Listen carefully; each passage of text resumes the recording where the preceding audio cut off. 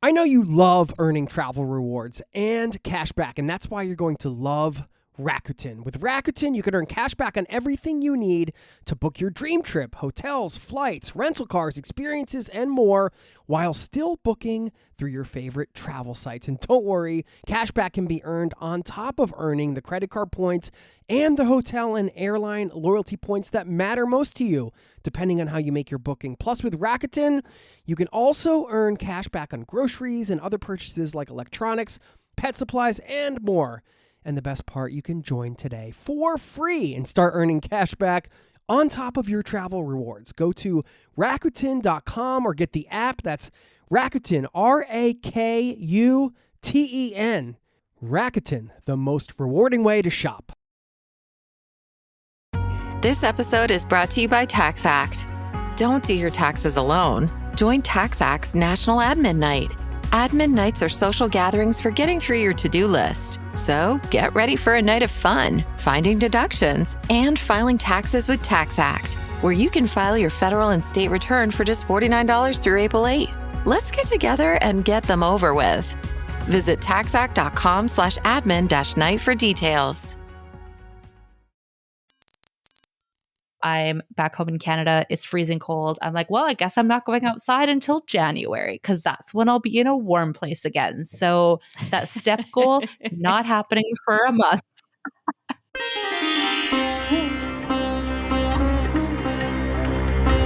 You're listening to the Zero to Travel podcast, where we explore exciting travel-based work, lifestyle, and business opportunities, helping you to achieve your wildest travel dreams. Welcome to Remote Roundup. Each month, you'll get a highly curated list of the latest and greatest from the world of remote work and long-term travel, including insanely helpful tools and resources, need-to-know trends, destinations worth spending time in, and plenty of insight into what it really means to live and work around the world. And we do it all with a dose of humor, or at least we try. I'm Janessa, the Partnerships Manager for Zero to Travel, and I'm a slow traveler working remotely who took an adult gap year 6 years ago and never returned to a conventional life. And fun fact, I have actually never been to Asia. Really? Which surprises a lot of people. Exactly. It surprises a lot of people because I've traveled for so many years and been to quite a few countries, and I spent at least 3 months on all of the other continents aside from Antarctica. But I say it's because it's far, but Australia's far. So is Argentina. So is South Africa. So I don't know. Will 2026 be the year that I finally make it to Asia? I'm going to make you come to Asia with me because it's my favorite place. Anyway. I know once I go, I'll fall in love and the list will keep growing. Exactly. But I'm Caitlin, associate producer of the Zero to Travel podcast and a digital nomad for the last year and a half who loves to help people do life differently. And fun fact for me, this year, 2025, I have been to 8 countries. Not super exciting, but I guess that's a good amount. I didn't really make this list. Well, I made this list for this episode, and then I realized that I've been to more than I thought. So, with that in mind, coming your way in this month's Remote Roundup, we're actually going to be doing a bit of a looking back and looking forward as we head into the new year. So you're going to hear about 5 questions to reflect back on in 2025, our favorite intention setting activities that will actually follow through with, we hope, the new place, new me trap that I think both Janessa and myself keep finding ourselves in, and some fun travel superlatives for places that we've been to this year that may be fun for you to do yourself. And by the way, before we dive in, just a quick reminder that you can get our free value-packed community-driven newsletter over at zerototravel.com/newsletter. All right, Janessa, I want to know where you are during this recording. I think you might be back home. Is that right? Yeah, so I'm actually home again for the holidays. This has been the most amount of time I've spent back in my home country in many years. So it's been different, but it's been good. And I'm here for Christmas because I didn't come home last year for Christmas. I spent the last one in Kenya, which was so much fun. That was my first ever summer Christmas. So this year I am back to a white Christmas, which I've had all but 2 in my life have been a white Christmas because I'm from a very snowy part of Canada. Wow, I'm sure your family is like really excited for you to be back, huh? They're happy that I came, especially since I skipped last year. So I know we talked about it last month in our episode about going home for the holidays. So what did you decide, Caitlin? Where are you? Yeah, so I decided that I'm going to be spending Christmas and New Year's here in Chiang Mai, Thailand. So I had the conversation. I had that hard conversation with my mom specifically about, wanting to be back for the holidays or not and trying to figure out what made the most sense for me. And yeah, I decided that it made the most sense for me to be here for the holidays this year. But then I think I'm going to be going back home maybe in either end of January or sometime early in February. So they will get to see me, just not for the holidays, but I'm excited to see what it's like here in Asia for the holidays. Christmas seems pretty big here, at least among the expats, and everything seems decorated. And to celebrate New Year's in a new city is really exciting for me because I've never celebrated New Year's outside of the States before. So, Oh, that's so much fun. I'm excited for you and I can't wait to hear all about it. So, we are going to be doing some looking back on the past year. And before we get into the deeper reflection, we're going to just look back on some Zero to Travel podcast highlights of some things that we did this year. So, we had some new aspects of the podcast, including the newsletters. You may have noticed if you are on the email list that not all the emails were from Jason this year. Caitlin and I both did some newsletter takeovers, which was really fun, actually, I think for both of us. So let us know if you liked those, if you want more of those. And we also have some new guest co-hosts that we've recently introduced. So if you've missed those recent episodes, we had one from Paige McClanahan, who has been a guest on the show before, as well as a recent one from Gunnar and Jackie that have also been guests before on the show. And we've got at least one more new guest co-host coming your way that we'll introduce you to in the new year. So some really exciting changes, making it even more of a community-powered show. And I hope you enjoy these new guest co-hosts. So we also wanted to look back and see what some of the most popular episodes were this year. Caitlin, can you let us know what you found digging into our stats? yes. So yeah, I dug deep into our stats yesterday and pulled out our most downloaded episodes. So I found our top 3. Number 1 downloaded episode is 14 of the best places to travel in 2025 that are Jason's picks specifically. That was released in January, so it makes sense that it's gotten a lot of downloads. But also, I mean, I think we all love our destination episodes to figure out where we want to travel to next. So just because we're going into 2026 doesn't mean that you shouldn't still go listen to this episode, because there are a lot of great destinations in there and some that I never really heard of or thought about myself. So definitely go ahead and give that one a listen. Number 2 was actually a previously recorded episode. We re-released it. It was top 10 reasons to love living abroad with Boutique Quest. So this was also a great one. Obviously, we want to know why we love living abroad so much. So give that one a listen. And the third most downloaded one is the 5 best hacks of all the hacks: travel, money, and life optimization with Chris Hutchins. So if you're not familiar with him, he is actually the podcast host of All the Hacks, which is a super great podcast. Listen to the episode with Chris. Go ahead and listen to his podcast too. And yeah, those are our top 3 most downloaded. And then I think we wanted to share our individual favorite episodes from the year. So Janessa, do you want to share yours? Yeah, this was actually so hard to choose. And full disclosure, Caitlin listens to every episode as she produces it, but that's not actually part of my job at Zero to Travel. So I'm doing it completely in my free time, and I just still love all of the episodes, even after listening for years. So tough decision, but I went with profiling every UN nation in alphabetical order, travel through geography, and lessons from 10 years of YouTube success with Paul Barbato of Geography Now. So I'm not a huge YouTube watcher, but Paul, or Barbs as he goes by on YouTube, his channel Geography Now, pretty much every time I go to a new country, I look up his episode on that country. So it took him 10 years to make an episode on every single UN nation in the world. And so I was so excited to see him on our guest list. And that was a super fun one when it came out to kind of hear firsthand of his journey of completing that big YouTube quest. So that was a fun one for me. Awesome. Yeah, I thought that was a great episode as well. Did you have one that stuck out? Yeah, so my favorite episode, it was hard for me too because yes, I listened to all of them, but it's so hard to pick because then I listen to all of them because I think I listened to one and then I'm like, this is my favorite one. Then I listen to the next episode. I'm like, oh, wait, I really like this one. But the one that stands out to me the most that I kind of always kind of keep going back to in my mind for one reason or another is called How to Navigate Transitions and Design Your Life Without the BS with Lauren Handel Zander. So yeah, this one stands out to me a lot. It is more about personal development than, a straight travel episode, but it really is no BS. The advice that she gives on that episode, whether it's for, personal development or for travel, it can kind of be applied to everything.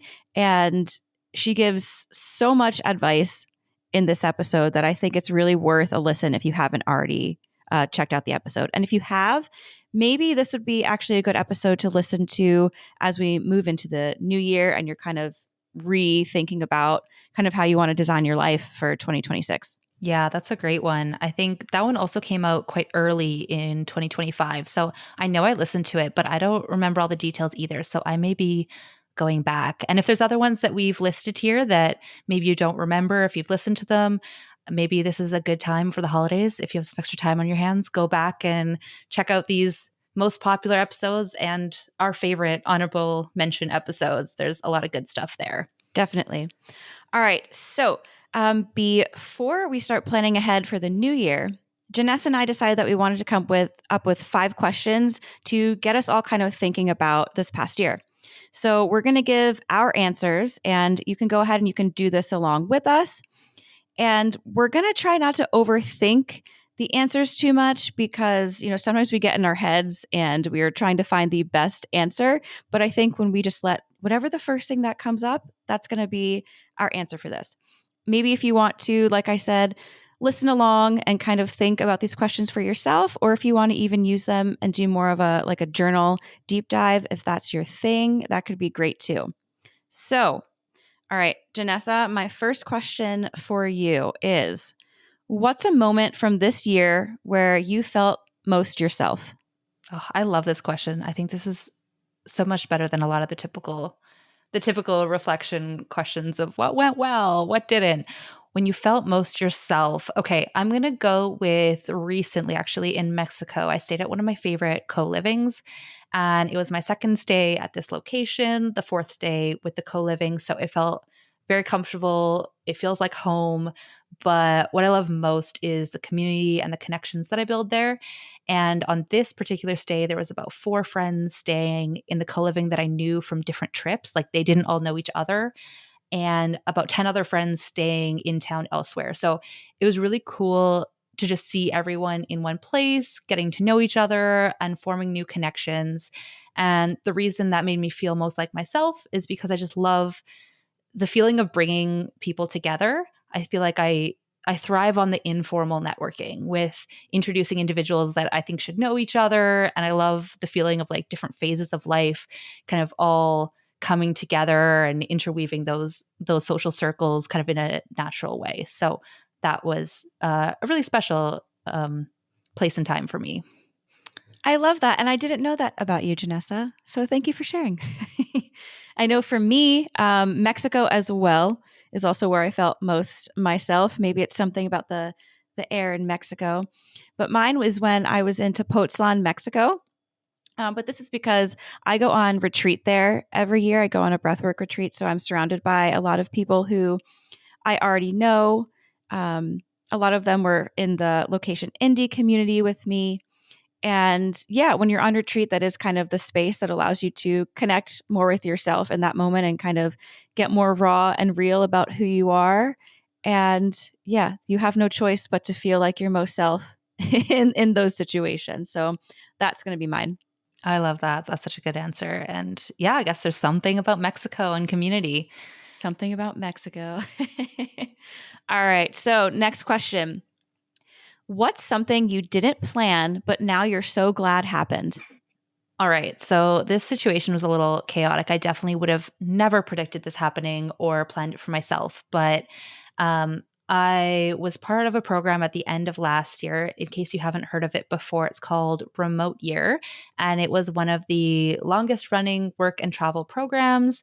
The original version was a full year, and then they expanded to do 1 month versions, 4 month journeys through 4 different countries with the same cohort of people. So I had signed up for a 4 month trip through 4 different countries in Africa. And a few days before Christmas last year, I was 2.5 months into this 4 month adventure when we found out that Remote Year, the company, was going out of business.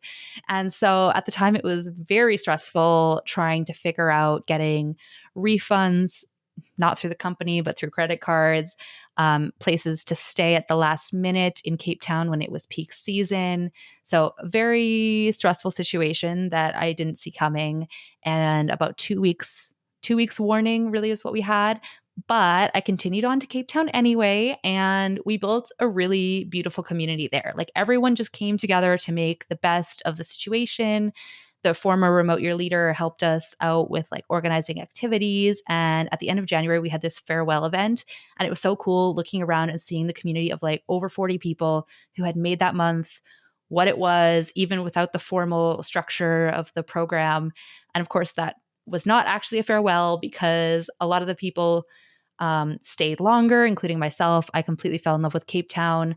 I stayed for 2 more months, and a lot of people who were supposed to be part of the February and March chapters of this program showed up anyways, even though there was no program. We welcomed them with open arms, and that community is still thriving. A lot of us are coming back this year. So that is something that if you had told me that all these amazing experiences would have happened out of getting quote unquote stranded in Africa, I couldn't have imagined that when I was in that moment of stress on December 20th, 2024.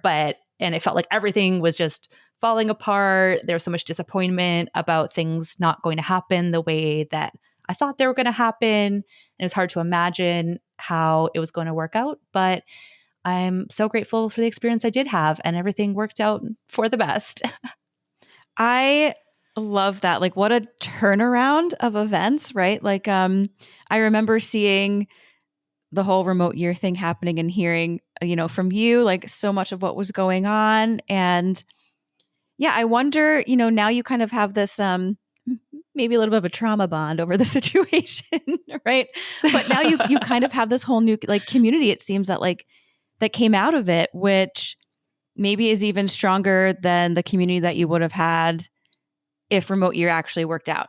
Who knows? You never know. But that's amazing that it worked out how it did and that you're going back. Yeah, exactly. I never could have predicted that 1 year ago. So that was very cool to kind of have this full circle moment of realizing that, the community is still going just because of the people that are involved. But anyways, I would love to hear your answer for this question. Yeah. So something that I didn't plan that I'm so grateful happened is coming to Thailand, actually. So at the beginning of the year, I had assumed that I would wind up in Thailand. But then I found myself staying in Europe for longer than I should have. I was doing it for love, Janessa. I was trying to do it for love. And that didn't work out. I was super honest. I was staying there to kind of keep myself available for this potential thing that was happening, and it didn't pan out. And I decided to choose myself, and I said, screw it.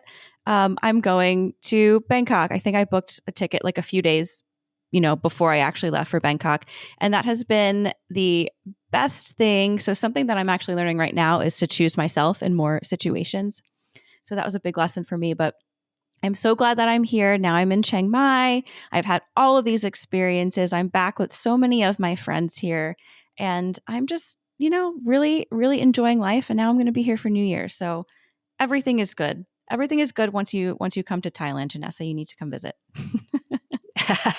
Hint, hint, come to Thailand. No, I love that that's something that you didn't plan and it worked out for the best. So I think that's just a lesson as we are planning ahead for the new year. We're excited about making all these travel plans, and that's great. But sometimes you just need to keep that space for things that you don't plan. And like, you have no idea what's going to happen. And just being being open to what can happen and maybe something amazing will come out of it. Exactly. We'll get back to the interview in just a moment. I know you love earning travel rewards and cash back, and that's why you're going to love Rakuten. With Rakuten, you can earn cash back on everything you need to book your dream trip, hotels, flights, rental cars, experiences, and more, while still booking through your favorite travel sites. And don't worry, cash back can be earned on top of earning the credit card points and the hotel and airline loyalty points that matter most to you, depending on how you make your booking. Plus, with Rakuten, you can also earn cash back on groceries and other purchases like electronics, pet supplies, and more. And the best part, you can join today for free and start earning cash back on top of your travel rewards. Go to Rakuten.com or get the app. That's Rakuten, Rakuten. Rakuten, the most rewarding way to shop. Kraft Mac and Cheese is better than 90s hip-hop. We'll remind you of your childhood without making you feel incredibly old. Kraft Mac and Cheese. Best thing ever. Now, back to the show. All right, next question. What did this year teach you about how you actually want to live? Okay, so this is kind of related to work-life balance, which I do think is a bit of a myth, but hear me out on this. So on January 1st of this year, I was so determined to get a full-time remote 9-to-5 job. I felt very burnt out by freelance life. My plan was to just get any job in any field that let me continue traveling. And I even went back and found the goals that I wrote down that day that included exactly what I was looking for and how I would get there. But clearly that did not happen. I'm still here at Zero to Travel, which has always been part-time for me, but I also got referred by a friend, a turn of events that I didn't expect, to work for a podcast production company where now I kind of have the best of both worlds. So I have enough consistent hours to get that stability that I was really craving, but also I could still work whatever schedule I want. I kind of kept that freedom. So I kind of realized once I was out of the stress of being tired of, the grind of freelance life, that a full-time corporate job probably also would have been a real shock for me. And I mean, I see some friends in like amazing remote jobs, but for me, like lifestyle still comes first, and something that would have like location restrictions or time zone restrictions would have been very challenging. So, I also realized like there were some clients that I needed to let go, and some that weren't a good fit. For a while, I was also overbooked, which sounds like a good problem when you've come from being underbooked, but it's not a way I want to live long term. I really want my work to be like enjoyable enough, which it now is. So one of the wins is no longer working with clients I don't like, while also not taking over my entire life. So I still sometimes need to be careful about not working too much, but I feel like I'm finally getting closer to that elusive balance that I'm looking for than I have been in the past few years. So that's what I've kind of realized about what works best for me and how I want to live. That's awesome. Yeah, I love that you shared that. And it's true, work-life balance is a bit of a myth. It's always going to kind of ebb and flow, but, working to get the closest that you can get to it, I guess. And yeah, kind of find that stability. You use that word. And that is actually my answer to this question, is that I need more stability. Traveling is amazing. I'm creating stability in a sense by trying to stay in places as long as I can. But I'm finding that that's not really necessarily enough for me either. And when I say stability, I mean location stability, monetary stability, health stability, community stability, everything stability, right? So one of those things for me is, I'm trying to really kind of figure out, and same thing with balance, it's going to ebb and flow, but kind of figure out all of those elements that I need to feel a little bit more stable and secure as well, while still continuing to travel and actually committing to those things, because there's a lot of things in theory that I know that I need to be stable, like morning habits, morning routines, blah, blah, blah. And I stick to them for a little bit, but then I move to another country and they go out the window, or I don't know, I get a bad night's sleep, so then I don't do it the next morning. And then it just continues the cycle of then not keeping up with it. So yeah, I actually want to live more stable, and in commitment to that stability as well is a big, big thing for me. Yeah, that makes a lot of sense. And I think we've had a lot of conversations about that lately on the podcast in previous Remote Roundup episodes, of kind of this balance of needing stability and community and potential home base. And I think that's probably a conversation we're going to continue having both on the podcast and in our personal lives with other nomads. I think that's a very relatable struggle, and it's good that you're learning more about yourself and how you actually need to live. Yeah, exactly. And I didn't think this was going to come up a year and a half into traveling. I thought it's going to be, great, I can do this forever, go, go, go, go. And that's just not the case for me. And I've accepted that. But yeah. Last question, I think, is, where did you notice growth, even if it came from something hard? Okay, this is tough because it's hard to have like one big thing that kind of where you notice growths. It's more the small moments, but I'm going to go with something very practical for this one. So we'll probably have very, very different answers for this. So I'm going to go with my financial decisions. So I had about 6 months in a row of very high spend, low income, which is not a great combo. So I had to get more strategic in the second half of the year about fixing that situation, rebuilding my bank account, making decisions that supported that. And even when the FOMO was strong, but I was kind of, had to make some harder choices to stay focused on that goal after I'm still having a lot of fun, but I have chosen my places more strategically lately for several reasons, but one of them was financial. I relate to that so much. I probably need to get some help from you in that direction, though, because I definitely find myself in that hole a bit too often. For me, where I notice growth, yeah, there's so many moments, like you said, so it's hard kind of choosing one. But I'm going to go with learning how to build cob houses in Costa Rica. So when I say cob houses, I mean like earthen structures, basically using the earth, using natural materials to literally construct a home. I did this it was a 5-week like certification course. So I'm now a certified cob builder to some extent, I guess. I can build you a house. But it was the most physically demanding thing that I have ever done in my life. We did not use any like excavation tools. Like we dug that foundation. We stomped on all the mud instead of using like mixing machines or whatever. So it was a lot. So I learned a ton about just my ability to do that physically.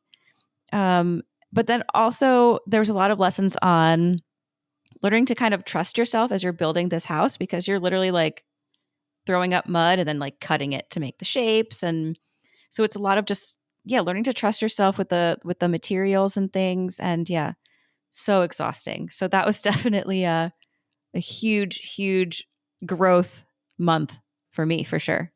Yeah, I'm sure. I remember when you were planning to go on that trip, and then you were there, and that feels so long ago in some ways. And I love that we went in such different directions with that question. I think there are so many ways you can go with it. So this especially might be a good one to like go back, journal on more, maybe find multiple different answers for this one. I think that's one that I definitely want to reflect on a little bit more after this podcast.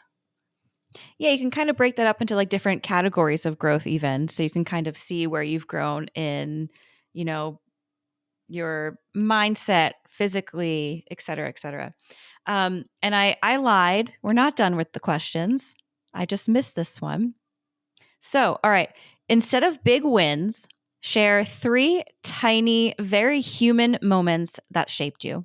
This was also tough because you could go in so many different directions with this. And I'm very curious to see how our answers are different. So try not to overthink this. But so one of them for me would be when I was in Tanzania. I remember waking up one day and being really stressed about work, annoyed that something in my apartment wasn't working, just like not in a good mood. And I stepped out onto my balcony, and it was on this very like nice modern building in Dar es Salaam, Tanzania. The neighborhood was very like mixed income, and I saw my neighbors getting water from a community well. And that just like put everything in perspective. And I try to remember this when things feel stressful in the moment, because I think a lot of us are aware of our privilege, but that moment of checking myself just really stayed with me. So that was one that I think about a lot. Another one, a little bit later, when I was in Berlin, I have a community of friends who live there permanently because I used to live there. So I've known these people for about 6 years. Ever since I moved away, I've been going back at least once a year. And it always feels just kind of like slipping back into a very comfortable community there. But this time, the difference was I had my old bicycle back. So when I moved away, I sold it to a friend, and now I borrowed this exact same old bike back. And I just love the feeling of the freedom I got from not having to just rely on public transportation. I know we talked about Berlin a lot in a past episode about how easy it is, but with a bike was even easier, such a game changer. And I just loved the feeling that if the group chat was going off with plans to just meet up in the park because it's a sunny afternoon, or like one day a friend was just like having a rough day and needed some company to just sit and hang out for a while, I was able to just like hop on my bike and be there in a few minutes. And that made me realize like how important that was, like both like logistically and from like a community standpoint. So I just really enjoyed those little moments. And the last one I'll share was actually hosting our first episode of Remote Roundup, because both of us have been listeners of the show for many years. I think I've listened to every episode since 2020. And we had done an interview with Jason before, but it felt very full circle to not just be working with Zero to Travel for several years now, but also having the opportunity to contribute something that may help people in ways that hearing Jason and his amazing guests helped me when I first started my travel journey. So that was a cool moment I wanted to add in there. That was such a cool moment. And I didn't even think about that for my list, but now I want to add a fourth one, the fifth one. I have so many. Yeah, I love that. I think it's been a very, very busy year, a very busy year. When you actually start to answer these questions, you realize that so much more has happened than you realize, right? Okay, so for mine, I'll try to keep them kind of short, and then I just changed one up because you inspired me. My first one is my Uber driver in San Jose, Costa Rica. So I'm going to try to keep this story short. But so I landed in Costa Rica super late at night. I got picked up by this wonderful woman, this wonderful Uber driver, and she goes to drop me off at my place. And I didn't realize that San Jose, a lot of people say it's not necessarily like the safest place to be, especially at night as a woman, blah, blah, blah. So she dropped me off, and she got out of her car to take me to my apartment, and no one was answering the door. It was this whole thing. So basically she was like, stay in the car. I'm going to keep knocking on this door, try to get in touch with them. And she basically took care of me the whole time. Long story short, didn't get in touch with them. So she actually was like, let's go get food. She took me out to get food. She turned off the Uber driving thing because now we were friends. She was genuinely taking care of me. We bonded so much. We had so much in common. Her kids, I think maybe what she went to school for was very similar to me. I booked my hostel. She dropped me off at the hostel. I really wish that I took a photo with her before I left. We did get to connect on Facebook, but I think having a photo would have been such a sweet moment. And it's one of those things that I thought about asking her for, but I didn't.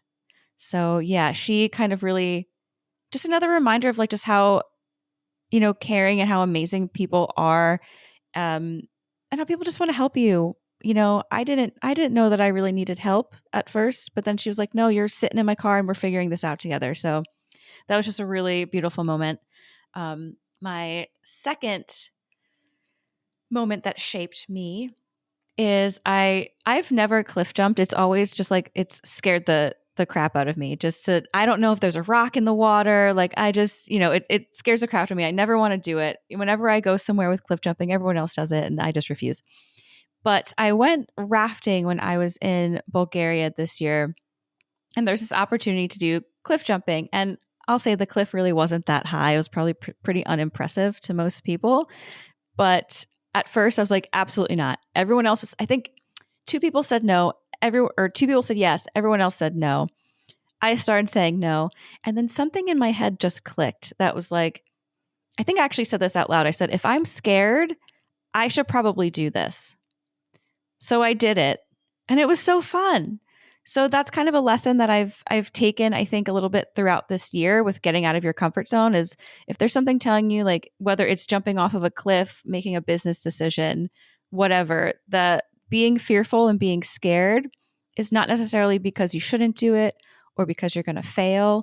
Like there's actually probably something really great on the other end of that fear. So yeah, I encourage everyone else, if you're scared, you should probably do it. And then that leads into my next one, kind of along the same lines of that thought process is I volunteered at Bansko Nomad Fest this year, and I was supposed to be kind of the manager of getting some of the content. And somehow I became the interviewer of our speakers, and I was scared to death. I think I did it because I just realized that the interviews that I was getting wasn't exactly what I was asking for. And then someone was like, "Oh, you should just do it yourself because you know what you're looking for." And I was like, "No, I don't really want to do that. Like, I'm used to being behind. I don't want to be in like the front interviewing people." And then I did my first interview. And let me tell you, it was the funnest thing in the entire world. And I realized that actually being in front, more on stage of things is actually what I want to do and how I see myself. But I was just so fearful and always just kind of put myself behind the scenes of everything. So, and then, that also led to now we're hosting this podcast together. So kind of like a full circle, like few months, how it started there. And now we're here. So those are going to be my top 3. Like I said, I could keep coming up with ideas, but I'm going to stop talking now. I love that. Those are great moments. And yeah, I think this is a good way to kind of reflect on the little things that maybe you did or maybe you didn't journal about at the time. And then it's easy to kind of forget these little moments that did have a big impact on you. I love your Uber driver in Costa Rica. That I always love stories about just like the good of humanity everywhere you go in the world. Like people generally are good. And I'm so glad you were safe in that situation. And that woman sounds amazing. She was amazing. I wish I remembered her name. But anyway, okay, I have one extra bonus question for you. It's a little more fun, not super reflective, but I wanted to ask, what is the most unexpected place that you ended up this year? Ooh, we love a bonus question on Zero to Travel. We love a bonus question. So the most unexpected place, I'm going to go with North Macedonia. So it wasn't really on my radar to go this year, but when I was in Bansko, a friend had rented a car and really wanted to do a weekend road trip. And it was actually a lot closer to Bansko, Bulgaria than I thought. And so I went, and we realized that a couple of friends happened to be in Albania at the time. So with like a day's notice, they hopped on a bus and came to come meet us in Skopje. So it was such a just fun and unexpected reunion. And so we enjoyed exploring Skopje and some of the surrounding areas. And then on the way back to Bulgaria, we decided to spend a night in a different town just to kind of see more places. And we made the mistake of trusting ChatGPT for an itinerary. We didn't do a lot of our own research. And so it was this random town that was named by ChatGPT the most picturesque town in all of North Macedonia. And so we get there, and not only is there like hardly anywhere to stay, there's like nothing to do. Like it was cute. It was kind of cute, but like not worth going out of your way to see, like by any means. And so I don't remember what it was called. But luckily we hadn't yet booked our accommodation. So we continued on to a slightly more practical town for the night. And I'm also typically like a planner. I'm not usually a cool with not knowing where I'm sleeping tonight kind of person. So that was a different experience for me, but it all worked out fine. But I think it was a good reminder of why I still prefer to trust humans for travel advice rather than AI.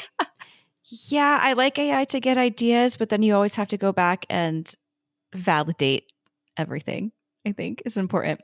For me, my answer would be Phuket, actually. Just the other week, essentially, I went to Nomad Fest in Bangkok. It was a creator edition. One of the guys that I actually interviewed at Bansko Nomad Fest, John from Hip Traveler, was the one putting on this event. And afterwards, so he's in the kind of tourism and content creation sort of field. After this event, he was planning what he calls a creator house. So bringing together a bunch of content creators to, go to destinations and build these itineraries as a way of, he's starting this whole app thing. I won't go into it, but anyway, he brought together a bunch of creators in this creator house, and they had some extra beds. I had never been to the beach before. We were on a rooftop having a couple drinks at the end of the event.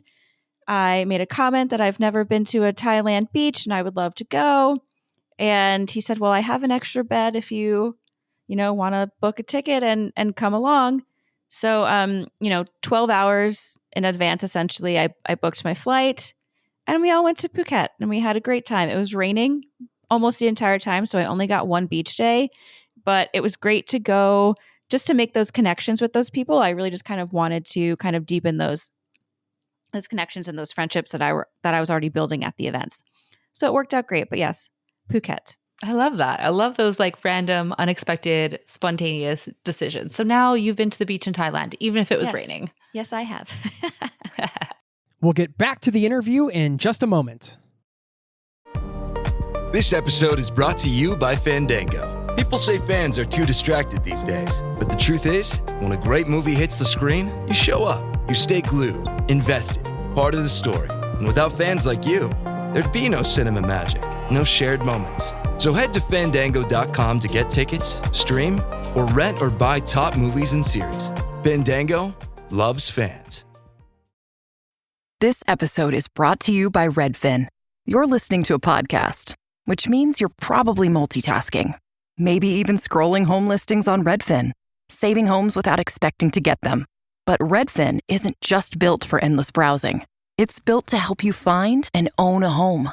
With agents who close twice as many deals, when you find the one, you've got a real shot at getting it. Get started at redfin.com. Own the dream. Now, back to the show. All right. So now that we've shared some reflection questions for looking back on the year, let's move on to different ways of looking forward at the new year with intention. So we were thinking about the idea of New Year's resolutions and how they usually don't work.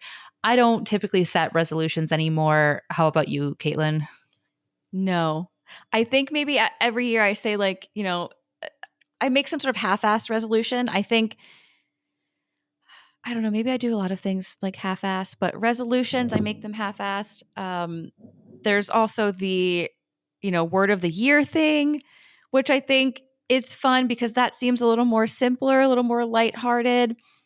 But that doesn't seem to work for me either. I think with all of these things, you feel so excited in the moment and so motivated and inspired, and then it just kind of fizzles out. There's also a lot of vision boarding, which for me, that takes, I don't know, a lot of time. That's a lot of commitment. There's tons of workbooks that you can do and work through. But yeah, after a week or so, it's all out the window. And then with, going back to the word of the year thing, I think the last time I did it wasn't this year, but last year, I came up with the word community, which cool. Great. I need more community. I love it. Did I get more community? I guess I got more community out of it, but I don't know, just choosing some really generic word and hoping that it's going to shift your perspective and make your year so great. I don't know. It works for some people, not for me. All right. So you are not making a resolution or choosing word of the year this year. No. I also actually went back through some old journals to try to find out what I had chosen. as a word of the year in the past because I know I've done this before. Guess my word. Balance. Which is very cliche. And I clearly did not achieve it, as we talked about earlier, since, it's kind of an elusive thing. I still need to figure this out. If anyone has some magic secret, let me know. But somehow choosing it as my word of the year didn't, change things all of a sudden. So somehow choosing the word balance didn't give me balance. Imagine that. So with that in mind, we wanted to share some alternative ways to start the year that either we've tried or we're interested in trying, and maybe you can decide which would work best for you in 2026. So the first one I wanted to bring up is the 12-week year. So this concept comes from a book by Brian P. Moran and Michael Lennington. And the subtitle of it, though, is Get More Done in 12 Weeks Than Others Do in 12 Months. So obviously that's very appealing. But rather than setting big long-term goals for the entire year, this system encourages you to break it up into 12-week cycles, kind of treating each quarter like its own year. So that also kind of helps with the, January excitement that fades by December. So I'm really interested in this as more of like a productivity method than an alternative to New Year's resolutions because it focuses more on the execution part of it. So maybe if you find that setting goals for a whole year is intimidating or just ineffective, this might be a more actionable way of breaking down your goals into more manageable chunks and then resetting yourself more often. So that was the 12-week year. Do you want to give another example?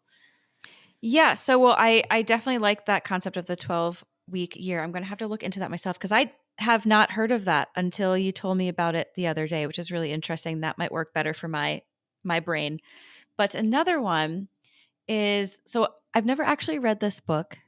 Okay. But I have tried some of the methods a little bit. And this is from the book Atomic Habits. Now, there's a whole system involved. Like I said, that's really interesting. But kind of, I think step one of that system is keeping a scorecard. So I started my scorecard, but then I never referred back to it. This year, I am telling myself that I'm going to get my crap together and I'm going to finish the scorecard. So essentially what you do is you make a list of your daily habits starting from the beginning of your day. And when I say list of your daily habits, it's literally everything. Wake up. Do you look at your phone right away? You're writing that down. You brush your teeth. You step outside. You make your coffee, like literally everything that you do. And then you're going to evaluate each habit. You're going to basically mark it as good, bad, or neutral based on its alignment with your desired identity is what it says. And then you kind of consider if these habits help you become that person that you want to be, if it aligns with your desired identity, or is it something that maybe you need to reevaluate and kind of remove from your daily life. And it says here, the goal is to increase self-awareness, not immediately change your behavior. And you can use this kind of to just regularly review and reflect on your scorecard to kind of make those intentional adjustments and cultivate supportive habits. So same thing, like it's not necessarily a strict New Year's thing, but if you do want to use New Year's as kind of a starting point to kind of reevaluate your life and the things that you're doing, I think this is a really great activity. There's also people, I did an activity with, his name's Rob Dial, and he also has a podcast as well. The name is escaping me at the moment, but he's really great for kind of personal development advice. And one of his activities, which other people have done too, is essentially same thing, going through and making a list of everything kind of that you do, and you're categorizing it as either an F yes or an F no. And then you can kind of see, are you doing more things in your life that aren't really lighting you up? And, what things can you get rid of to make more space to be doing more of those yeses in your life? So I did that activity. I thought that was super, super insightful. And yeah, those are just a couple good things that you can do. Yeah, kind of whenever. Do it throughout the year, maybe every quarter or something like that. Yeah, I really like that as like awareness being the first step, because I think we all have these goals of like, they're kind of vague, spend less time on your phone, exercise more, eat better. But like, unless you know where your time and attention is actually going, it is very hard to change those. So I am definitely going to reread some of those books and maybe try some of these for myself this year. But maybe start in December instead of January, you know, like get a kickstart on it. Get a kickstart and maybe even find a buddy to do this with. Janessa, you and I can maybe do this together. That's a great idea. Yes. Okay. Find your buddy. So another one that I like is the Wheel of Life. I think a lot of people have different variations of this. So it is a visual way of evaluating what areas of your life you're excelling in and which you want to focus more on. So there can be anywhere from like 6 to 10 different categories, and you usually give them a score out of 10 for each one. So these categories could be like career, finance, personal growth, health, friends, relationships, fun and recreation, spirituality, or you can put some of those together however you like to section them out. And often it'll be kind of like a wheel, so the Wheel of Life. And for each score out of 10, you can see what your score is out of 10 for each of those. So for example, maybe this year you were really in like a grind phase with work and you're really happy with where it got you, but in doing that, you sacrificed your health. You know, it's hard to do everything all at once. Or maybe now you've got your gym and nutrition routine like dialed in everywhere you go, but you feel like you're lacking community, as we talked about earlier. So I like that it's more of a holistic approach. And if you're a visual person, it might help more than like lists or writing out phrases. So you can kind of see which areas of your life it's time to like turn the dial up a little bit and focus on more. Yeah, I think that's great. And I think even combining some of these methods and sort of maybe making your own version of them can be super helpful too. But I think this is great. I think I'm definitely more of a visual person for sure. So I'm going to look more into this one as well. I'm going to look into all of them and I'll pick one. That's also another problem that I have is I do kind of like, I do this one and then I do that one and then I do the next one and then I half-ass most of them. And then it's like I just have tons of printed out papers and evaluations of myself that I then do nothing with. So I'm going to pick one of these and commit to them, I think, this year. This is a little bit different. This is more of a fun one that I have that I did last year and I loved it. I kind of stuck to it. So this is actually creating a bingo card for the year. So a 2026 bingo card. So last year, obviously, I did 2025. And you can either make a physical bingo card, which is what I did. And I got my mom and my niece involved. I kind of forced them to craft along with me and make these cute little bingo cards. I travel with mine. I actually have mine here. I went crazy. I like scrapbooked it. Or you can just go onto Canva, grab a, regular bingo card template, or I don't know, you could probably maybe draw something in your phone or just write down the items in your phone to cross off. Yeah, so you make this bingo card and you can put anything on it that you want to accomplish for that year. So for me, a couple things that I had on here was get a tattoo. That was accomplished. I think I got one this year. I was going to say, I thought I got two, but I got one tattoo this year. Get certified in breath work. I did that. Be on 3 podcasts. I was not on 3. I was on 1 podcast. So if anyone is looking for podcast guests in the next 2 weeks, so I can, cross off this bingo card thing, reach out to me, Caitlin at zerototravel.com. Thank you. And, learn Spanish. I tried to do that. That was a whole fail. Maybe I could talk about that on an episode. But yeah, and then essentially, you put these in whatever order that you want. And just like bingo, is it 5? 1, 2, 3, 4, 5, you have, your free space in the center. Once you get 5 across, 5 diagonal or whatever, you can come up with how you want to reward yourself in whatever sense. Maybe that's splurging on something that you want to treat yourself with an activity or with some self-care or whatever you want. The one thing, so Janessa, you could see on this, but I have a lot of actually blank boxes still. So I never actually filled mine out fully. So this is my piece of advice, is to mix in both your bigger, maybe more serious goals with just like some fun travel ones. Like I think I went too hardcore, like personal development business, that well, for one, I maybe in a sense forgot to appreciate, just small, fun travel experiences. But then it put a lot of pressure on myself. Like I have all these big goals of all these courses I want to take and all these things I want to accomplish. And maybe that's not necessarily realistic for just a year, because a year sounds like a lot of time. But when life happens, it's really not that much time. So I would have put on mine maybe like go to a new waterfall, visit 3 new countries. I don't know, visit a friend, or just some kind of lighter, more fun things that you'll also very likely accomplish too, kind of to help keep that momentum going. But yeah, I did really enjoy doing this bingo card, and it's something that like I'm already thinking about how I want to make my 2026 one. So I think this is the one thing that I 1000% will be able to stick with each year. I like that. I was so curious when I just saw you write bingo card on our outline, and I didn't know where you were going to go with that. So I loved hearing your process of what you put on it, what you wanted to put on it, give some inspiration. I think I'm a little less of a visual person, but I know that you are. So like seeing it on a bingo card is probably a cool way for people who are like that as well. And I'll have to think about what to put on my bingo card. I like the idea of mixing it up with like some fun travel themes and some more serious ones. So yeah, maybe that can get you, the listener, thinking about what to put on your bingo card. Yeah. And then, okay, so we are running out of time. Janessa and I like to talk a lot more than we expect every single one of these episodes. Anyway, I have 2 more quick things really, really fast that I just thought of. So one thing is actually creating quarterly themes for yourself.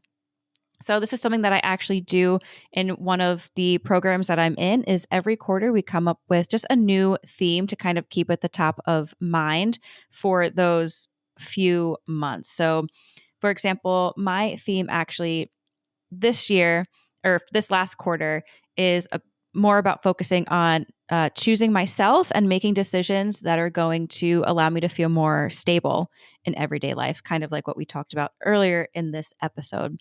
So that's something that has been really helpful for me. Once again, instead of picking a word for an entire year, it's kind of like picking a word for a quarter and really kind of focusing on that. And then my last extra bonus, we have another bonus here, is more so to help you to be able to look back at the end of 2026. So I have a friend named Scott, and if you ask him about anything, he will go back and refer to the notes in his phone. He has these long lists of every experience that he's had, every food that he's eaten, everything, right? So something that inspired me to do, which I want to get better at for this year, is just keeping track in my notes throughout the year of all my little wins, and maybe you put a theme to it. Maybe it's your little wins. Maybe it's the moments where you felt, growth, or, something like that, different categories, whatever, but just little wins throughout the year, so that you have something to look back on in 2026 when you go, wow, where the hell did the year go? I feel like I didn't accomplish anything, because that happens to a lot of us, right? We don't realize all the things that we actually did, the people that we met, the goals that we got to. So it's good for the end of the year, but also when you need those little reminders throughout the year when you start to feel discouraged. So that is my little extra bonus, is just start keeping track in your notes of things that you do to kind of motivate you and remind you throughout the year. Yeah, I love that one. That sounds very manageable. Like when you think about, recapping a whole year, but if you're just writing down a few little words every day, I really like that, because I always think I'm going to remember things and then I don't, because we do a lot in a year. So the last thing that I want to talk about today before we go into some fun rapid fire, because we're running out of time, we got to do rapid fire in this next one, is the concept of the new place, new me trap. And I wanted to bring this up because I recently noticed how I do this a lot. And I know, Janessa, when I brought up this idea to you, you also started laughing because you do it just the same. So I have a feeling a lot of us do it, but maybe we don't necessarily realize it. So this is a little bit more of maybe a PSA, just to maybe get you noticing if this is also something that you do. So, you have this concept of new year, new me, where you use the, January 1st as a starting point for something, or you have, I'll start on Monday, or I'll start at the first of the month. Well, for travelers, I think a lot of us say, when I get to the new city, then I will XYZ. Then I will start working out. Then I will get back into healthy eating, which is great in theory if you stick to it. That's great. But there's also the other side of when, let's say, when I get to Chiang Mai, I am going to start doing yoga classes. Great. Maybe I do one. I feel motivated. And then I start skipping the yoga classes. Like I mess up.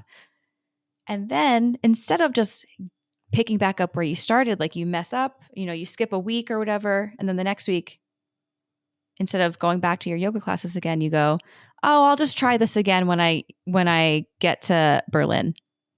So then you keep basically extending the date that you're going to start because you messed up. For whatever reason, it's this just concept stuck in your head that you can't just restart in that country, I guess, for whatever reason, but you just keep using it as an excuse. It's just an excuse, right? So Janessa, I want to hear about some ways that you've done this. Oh, I am so guilty of this. Yes, I'm always going to be a totally new person in every new country. I'm going to have the perfect routine and wake up early, and these will be my work hours because that time zone will be so much more convenient, and I'll have more time to catch up with my friends when I'm there. And then I do fall into the trap as well. Where like, well, I didn't sign up for a gym in my first week, and now I have less than 4 weeks, so I won't be able to get my money's worth out of a monthly gym membership. So it's not worth signing up here.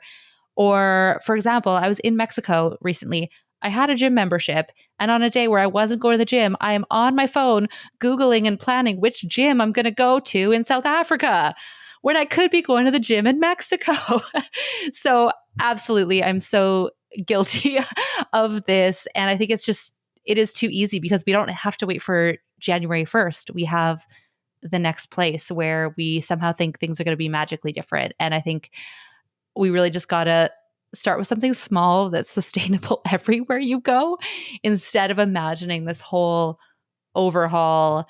Right now I'm back home in Canada. It's freezing cold. I'm like, well, I guess I'm not going outside until January because that's when I'll be in a warm place again. So that step goal, not happening for a month. This is so relatable. I am just so glad that I'm not the only one, because I really almost kind of thought that I was when I started thinking about this.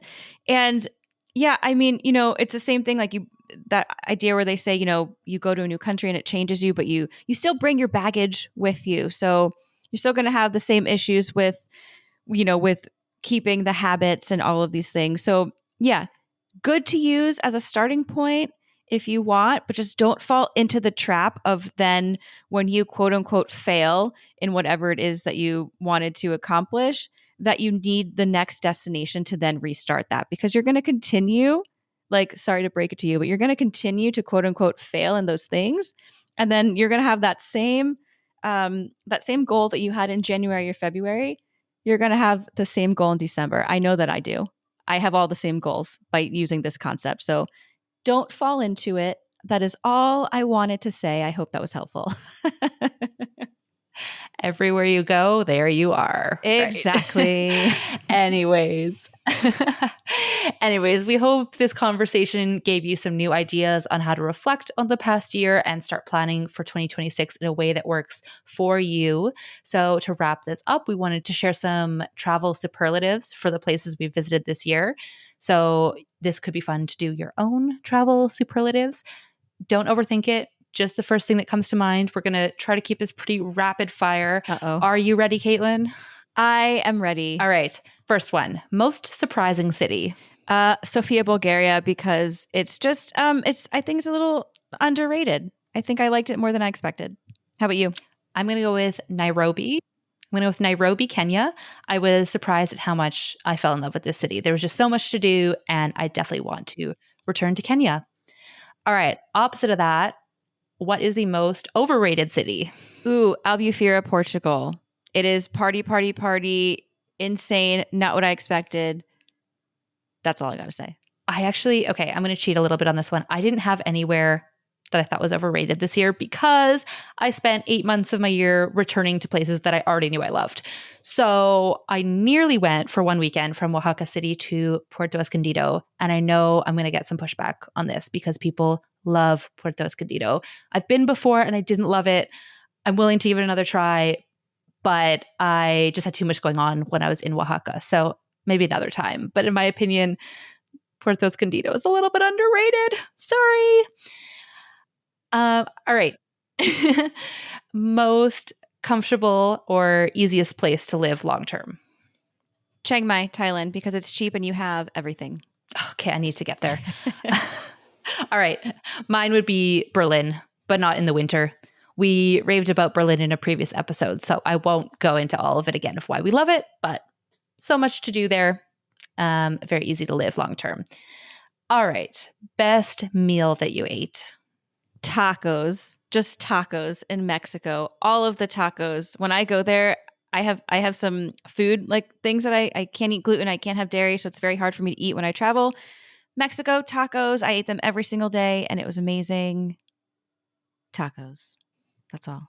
All right. We have a very similar answer on that one. I'm also going to go with Mexican food. It's very hard to pick one specific meal, but I had a few tlayudas that I'm still dreaming about. So this is like, the thinner, bigger tortilla. It's crunchy and it's got like the beans and the cheese. I know you can't have the cheese, but so good. I wish I could have another one. And also the mole there. I love the mole. I love Oaxacan food especially. All right. Best dessert. Best dessert. Shoot, I forget what they're called. They're here in Thailand. They're coconut milk based. They basically look like these little round pancake balls, but it's like coconut milk into a batter and maybe some like canned coconut, like coconut sugary kind of stuff, I guess, on it, maybe. And then they put random things on it like corn or I don't know, like other random vegetables and things that you wouldn't expect to go on a dessert, but they're really coconutty, like a coconut pancake, I guess, essentially. But they're so good. I can eat them every day. Oh, fun. Mm-hmm. Okay. I'll have to try that. I'm also going with a place in Mexico for this one, maybe because it was recent, but there was a chocolate shop in Oaxaca City that had everything, cacao, all the hot drinks, cold drinks, bars of chocolate, and they also had this ice cream. They only made chocolate ice cream and it had cacao nibs in it, and it was just the most rich chocolatey ice cream I've ever had, just like pure chocolate in ice cream form. And I think I went a few times and I still dream about it.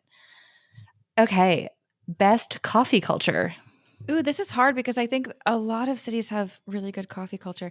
I'm going to say Sofia, Bulgaria, just because it's unexpected. Because I was surprised by it. I mean, you have places like Berlin, Chiang Mai, coffee culture is insane, but Sofia, Bulgaria, there's so many cute coffee shops. So I'm just going to go with that one. Very unexpected. Cool. I'm going to go with Cape Town. There's a lot of like specialty roasters there, really good cafes. My favorite one is called Truth. And I think Cape Town's kind of known for being a coffee hub within Africa. And I found lots of like work-friendly cafes there as well.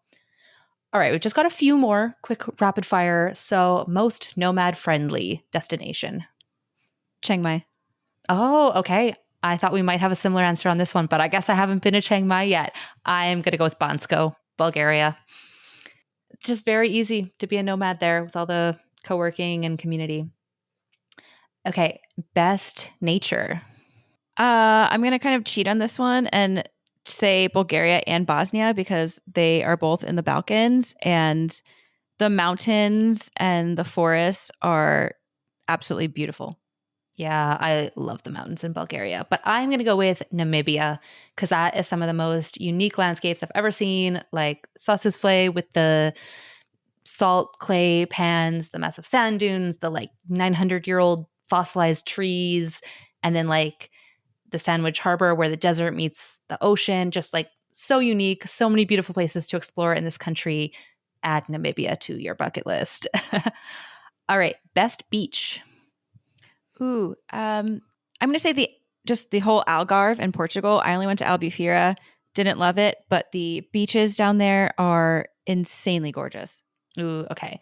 I actually only went to one destination that had beaches this year. So by default, I'm going to go with Cape Town. I mean, the beaches there are quite beautiful. I loved playing ultimate frisbee on one of the beaches on Sunday mornings with a group of people. The water is very cold there, but the beaches are quite nice. Best view. Ooh, best view. Oh, that's hard. I think I'm the one who put this on here too. I should really... Rapid fire, Okay, Caitlin. so many good views. I'm just going to go with, I know. Yaharina in Bosnia. There was just a really beautiful view when you go up the ski lift. It's like these gorgeous like rolling hills. It reminded me a little bit of like, I don't know, somewhere like hobbits would live or something. It was very magical. Ooh, okay. I'm giving another repeat destination, but Cape Town, again, it's good for so many things. The views of Table Mountain and the ocean, but like the sunsets there, like you can't miss a sunset. They are just so beautiful all the time. There's a lot of really great spots, like Signal Hill and the Rock, just to go and watch a sunset over the ocean. So I love that. Couple more real quick. Best accommodation you stayed. Okay, in Bangkok, my friend has these apartments in Airbnb. The location is a little inconvenient, but it's on like the west side of the river, but the view of Bangkok overlooking the river is absolutely insane. And they have fireworks at night sometimes too, so you get this like free fireworks show. And he actually has the apartment set up for nomads where you have like an ergonomic chair and like a standing desk and all these things. So it was very like accommodating for nomads. Love that. All right. For me, for longer term, there was a co-living that I loved. But for shorter term, I had a very unique stay in these castles on a beach in South Africa along the garden route. It was just past a town called Knysna. It's a very beautiful area. And so a friend rented out these 3 castle properties that were all next to each other. And we had a group of like 24 friends go out for the weekend. And we just had this weekend party in these castles on the beach. So that was a very unique accommodation, even though it was only for a weekend. All right. Last one, super tough one, is best experience. Best experience you had this year. Learning how to build those mud huts in Costa Rica. I think that was like my biggest experience. Yeah, that's true. That's a good one. I am going to go with Dia de los Muertos in Oaxaca. That was just such a unique experience. So many aspects about that. And I talked more about that last month if you were curious about experiencing that. But all right, that was super fun. Rapid fire. Hopefully you can think of some of these for your own. Let us know if you have other superlatives that come to mind. I think we went back to a lot of repeat places this year, but we've got some new exciting trips planned next year. So we are each going to share our biggest takeaway from today's conversation in just a moment. But first, one last reminder to sign up for our free newsletter where you'll get more helpful resources like you heard today over at zerototravel.com/newsletter. And if you'd like to get in touch with us, let us know what you thought of this episode, share any ideas of what you'd like us to talk about in 2026. If you have thoughts about, intentions for the new year or what you'd like to see on the podcast, email us at Caitlin@zerototravel.com or send a message on Instagram to zerototravel. All right. So would you like to start with takeaway? Sure, I can start with the takeaway. Yeah, I think my biggest takeaway that I'm getting from this conversation right now, I think started with that question about, what did this year teach you about how you actually want to live? We both mentioned a bit of stability. And then, thinking about that and then some of these different activities that we can do to kind of prepare for the new year. I especially like the one from Atomic Habits. And I think those fit in nicely. So I think this episode, I'm taking away the importance of reevaluating these things and making the commitment to them. And you don't have to go all in at once. You don't have to take out every single last bad habit and then stuff in a ton of good habits and things to try to change your life for the new year. But what are those small, maybe easier things that you can just kind of start changing and adding in? And on a similar vein, actually, sometimes it's not actually about adding more things in. It's taking more things out to give you that space that you actually need to accomplish whatever your goals are, or to create, or to live that life that you're striving for. So I think that is going to be my biggest takeaway from this episode today. Yeah, I completely agree with all of that. And I'm excited to try some of these things as well, but not too excited where I'll get, shiny object syndrome and bounce from one thing to the next. So I think my biggest takeaway is, even though like a year flies by, it also, so much can change in a year. And I thought that was really nice to kind of look back and see like what different places we are in than we were 12 months ago, how much has changed, how many big things, as well as all the little moments. And you sometimes forget those. So I think I want to be more intentional about keeping track of those going forward. So I'm not just reflecting at the end of December every year. I love the idea of keeping track as you go. And I definitely want to be more intentional about that. And I think that there's just no one right way to do this, right? So whatever works for you, if you are more of a small things in the moment, if you are a big picture thinker, if you're a visual thinker, there's different strategies that can work for everybody. And sometimes trying to fit yourself into a box that isn't the right strategy for you is just going to lead to more of that failure. So try something out. And if it doesn't work, try something different that might be better suited. So this was a really fun conversation. I hope you all enjoyed it as well. And it got you thinking about some ways to reflect on your past year and look forward to the next year. We are so excited for the next year of Zero to Travel episodes to bring to you on the podcast. Woohoo! All right. And then I have a quote before we go, Janessa, and that is, "The real voyage of discovery consists not in seeking new landscapes, but in having new eyes." And that is a quote by Marcel Proust. All right. So I hope this episode was helpful for you. This is our, Janessa and I's, last episode of 2025. So like she said, we're so excited to see you in the new year and continue our Remote Roundup series. And we would love to get feedback and ideas. So don't hesitate to reach out to us on social media or send us an email. And that is all. We'll see you in 2026. Happy New Year.